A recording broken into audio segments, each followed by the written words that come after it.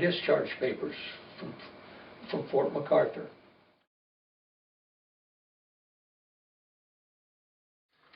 So, Grandpa, what kind of gun is this? Well, this is one of the better guns that the Germans had, carried by their officers. It's called the P-38. Accurate, quick to operate. Won't operate now, of course, but where I got this, I would have no idea. But somehow I was able to send it home in some other stuff that I got. But this is a very famous gun from the German Army. I picked this up somewhere in the early part of 1945.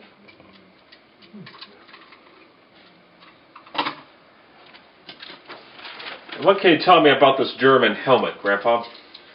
Well, if you can see that this isn't made like an American helmet, and it fits on your head something like something that doesn't fit. We actually call the Germans squareheads because their helmets didn't fit us when we tried to put their helmets on. Now Jimmy tried this on and it fit him pretty good. But this is a German helmet. The purpose of the wire that this German soldier had around here was to put branches underneath that, have them sticking up so that they looked like trees that were standing there nearby.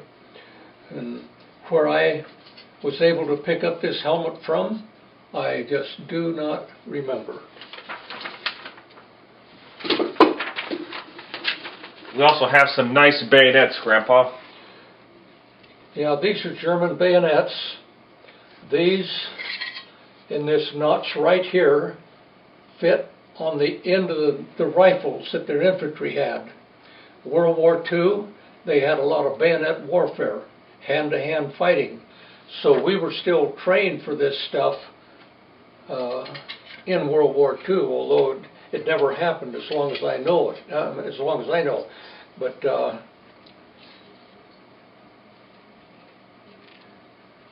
in World War I, they had a lot of trench warfare, and they'd come out over the top with their bayonets flashing. This war was totally different from World War I. But once again, it fastens on the very end of the gun. The purpose of this sharp knife is to be using your rifle as the weight behind the bayonet to push it through an enemy soldier. We never had to use that. But lots of people died in World War I in that kind of warfare. Now hand me that gas mask. Okay. I picked this up one day. I can remember picking this up to bring it home, but beyond the details of that, I don't remember. But this is a German gas mask. My grandkids have played with this so much that it won't even fit over your head anymore. But this was a German gas mask. Was gas used during World War II or no? As far as I know, gas wasn't used at any place. Why everyone was issued gas masks in World War I, they had used lots of gas. Lots of people died from lung disease because of the poison gas. So we were all issued gas masks, so were the Germans. But that's one I picked up someplace. I don't remember the details.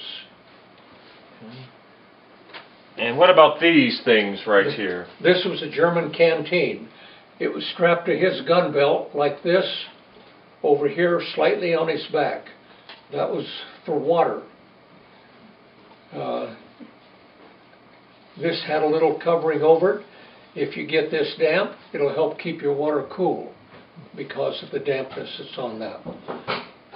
Once again, I don't remember the where. I remember picking it up. Thought that'll be a good thing to send home. So I picked up that. This is a cigarette lighter for people who smoked. The flint doesn't work now, but you know, I can still take the top and bottom off of this very smoothly. That was kind of a fancy cigarette lighter. I never used this, by the way. It's German, isn't it? It's German. Yeah. Okay. Should be I don't know if you can see this. You know, this is a Nazi flag. All that's left of this is the swastika. And I got this at the same place that I got a huge flag, probably 12 feet or more by 6 or 8 feet. A huge flag, a nice one. But it isn't available right now. But I sent this home in 1945. What's left of a German Nazi flag. Okay, up here on the left-hand side is the ribbons that if I were wearing ribbons would wear. Each one of these colors is a different area that we were in. In this area here, I was in 2 major battles. I thought we were in 3, but I only have 2 stars there. So perhaps it was the Ruhr Valley and the Battle of the Rhine. I don't know. This thing here, I tell the kids I was in the German Army, but I'm just kidding you because this is a German insignia here. These are the glasses that I didn't have that kept me from going straight to New York City out of basic training and then across the Atlantic to be a replacement depot for Americans that were being knocked out of action. Well, I was held up at Fort Bragg for 2 days, and these are the glasses that held me up from going back, so I didn't go into France until about 4 months after the invasion of France. So those glasses kept me out of combat right away. These are my dog tags down here. They told us not to even take these dog tags off when we were taking a shower. You're to wear these dog tags at all times, in case you're killed while you're taking a shower, you can be identified. So there's my name and who to notify at the bottom, who's my mother. It hung by this little hole here. If I was killed, they would remove this dog tag and put this between my teeth. And then I'd be identified as the casualties, and I would be accounted for.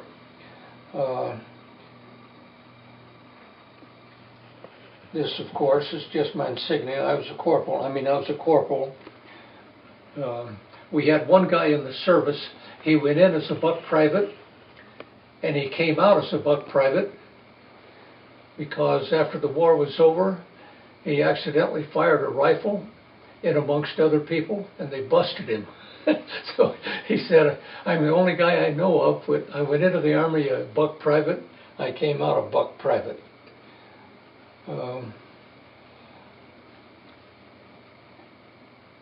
Anyway, this is some of the stuff that Stephen has taken for his display. Say, bring the dress bayonet over here now, Andrew.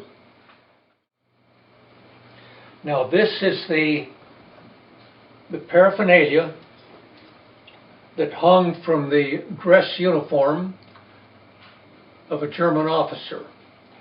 It would flash in the sunlight. This was a bright silver. This is the dress bayonet. This is the sheath. This would swing as a German officer were marching.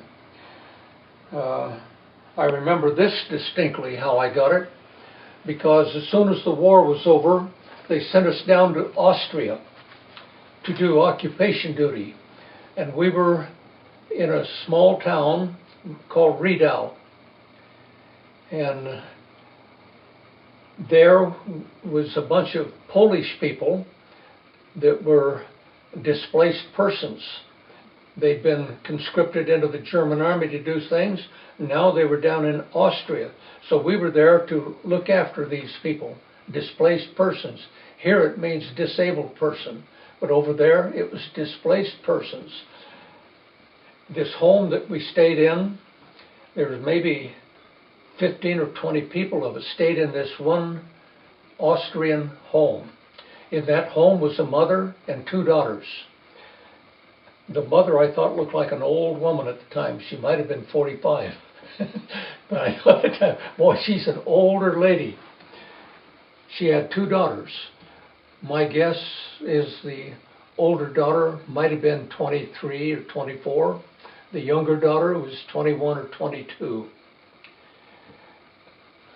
Bradley and I got to talking, and we said to one another, let's see if we can't talk everyone into preserving this house and not wrecking it like the houses across Germany. We said, these people aren't responsible for the war, and so let's not tear up their house. Let's try to take care of it. And now we couldn't communicate at all with these people. They talked German or Austrian, whatever it was, and I don't know how we understood as much as we did, but we couldn't understand what they were saying. The man who drove the Jeep for our captain, he could talk German. He was German. His name was Beck. And we asked him one day, will you come over to this house here and talk with these people? They're trying to tell me something. And so Beck came and he turned around and he kind of smiled. He said they were wanting the word for sunshine boy. So that's what all that talk had been about before. They were wanting to call me sunshine boy. And I still don't know why, unless they just took a liking to me. I don't know. But we were able to preserve that house. You know, going through Germany, these guys had knocked down a door to make a fire. Just wrecked the house. And so that's why we're telling these people, don't wreck this house with these people. They're going to live here. The mother and two daughters could come at 8 o'clock in the morning and leave the home again at 5.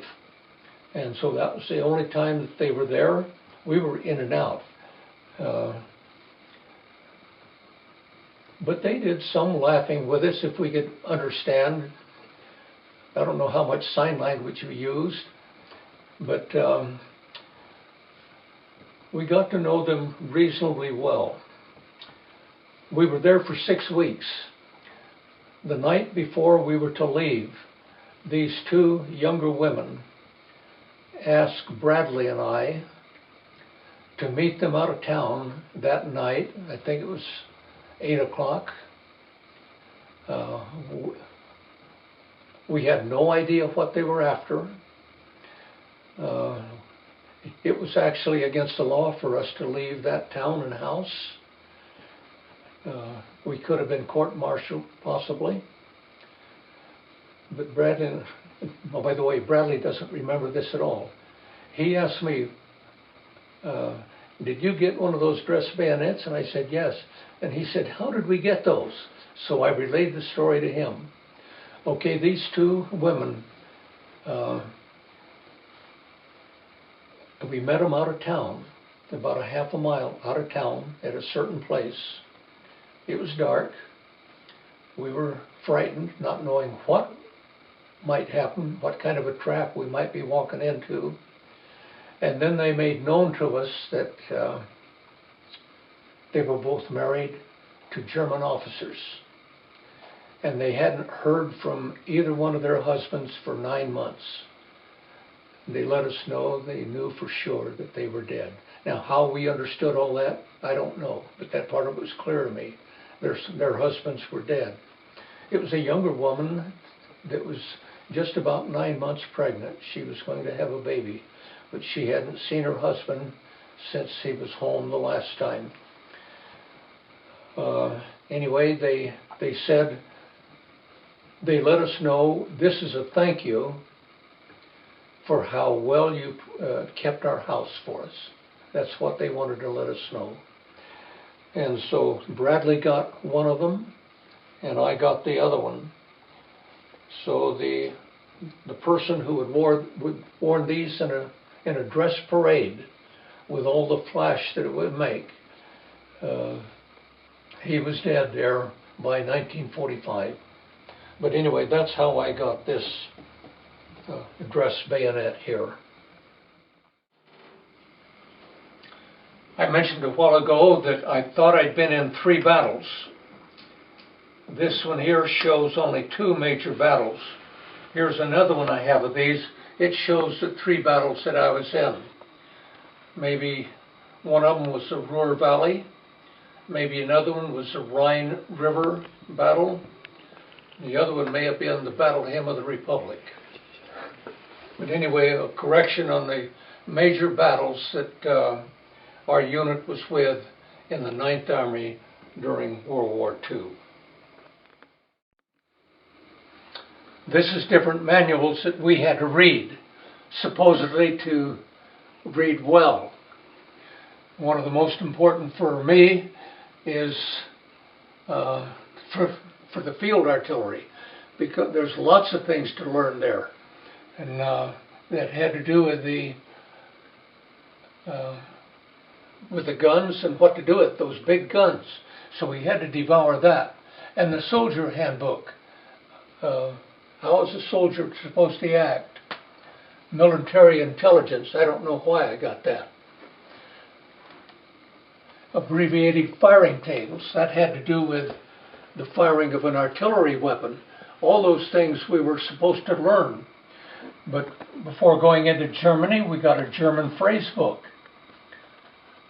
Over here, we got a Great Britain phrase book. I think they talk English in England, all right. Even had an army song book that we could sing out of.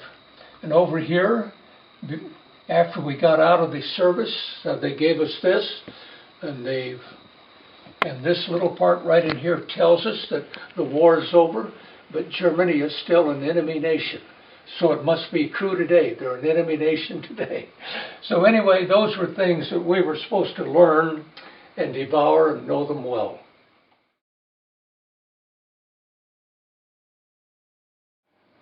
Well, I came home, got home in one piece, went to my mom's house and talked with her for several hours. And then I said, I'm going to go down and see Mr. and Mrs. Moore. I'd known them since I was a kid. And so I went down to see the Moores and had a nice talk with them. But while we were talking with them, out walked Mildred.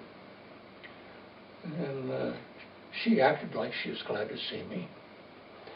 But she'd had her problem. She was engaged to be married. And at the same time, she was in nurses training in Denver, Colorado. And she got sick back there. She couldn't continue her studies in nursing. And between that and the breakup with this man she was going to marry, she was a nervous wreck. And she was shaking like that all the time. Did you ever play the game Crokinole, Andrew? Yes. Okay. We played that with the Moores and Uncle Smith, and her hands were shaking all the time. Well, she was interested in me a little bit for some reason, and I was interested in her. So we decided perhaps we should get married. So I thought, well, that's pretty good. We both got home on Valentine's Day, February 14th. And then have you heard the story that Mildred had agreed to marry me? I got an engagement ring. I drove clear to LA for that. Supposedly got it for just a fraction of the cost, supposedly. But I paid $200 for that. And I think that'd be several $1,000s right now. But I got that engagement ring. I think Stephen has that right now. I don't know if he's going to hawk that or what. Anyway, as soon as we got through eating that night at the Moore's house, I went a little walk with Mildred and got down to Avenue E, turned left less than 100 yards, got the engagement ring out and put it on her finger. She acted, emphasis on acted, as though she was surprised and happy to get that engagement ring. But you know, she told other people another story. She'd always imagined being at some romantic place where the ring would be put on. And here, this happened to be out in front of a pig pen. And she never did forgive me for that. I didn't think anything about it. I just thought about her being engaged. Of course, Newt thought, well, I'm going to marry Eunice. I'm going to get a lovely setting, and he says, I'm going to go up to Lake Arrowhead, and I'm going to put that engagement ring on Eunice's finger up at Lake Arrowhead. So they were going out to eat that night, driving up to the mountains. They ran into dense fog. They could hardly see. Lake Arrowhead, they might as well have been at home. But anyway, Eunice got her engagement ring at Lake Arrowhead, even though it wasn't a beautiful sight. Well, Mildred and I got married on June 17th, 1947.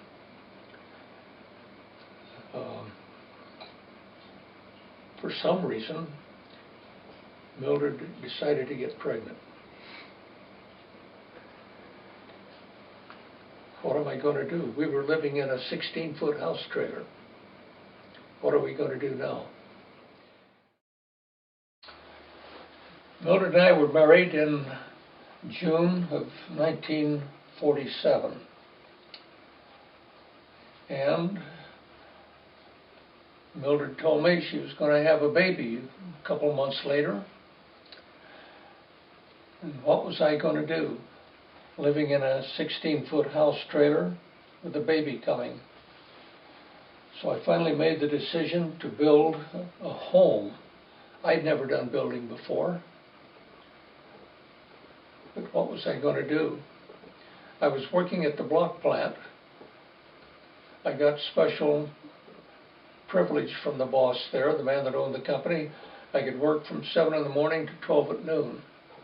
And then I'd go home and go to work on the house in the afternoon. And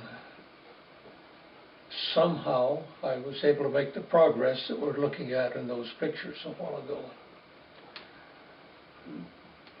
I remember Don DeWitt coming up. He was, you remember Don DeWitt, don't you, Andrew? Mm-hmm. He was working at the block plant with Newt and I.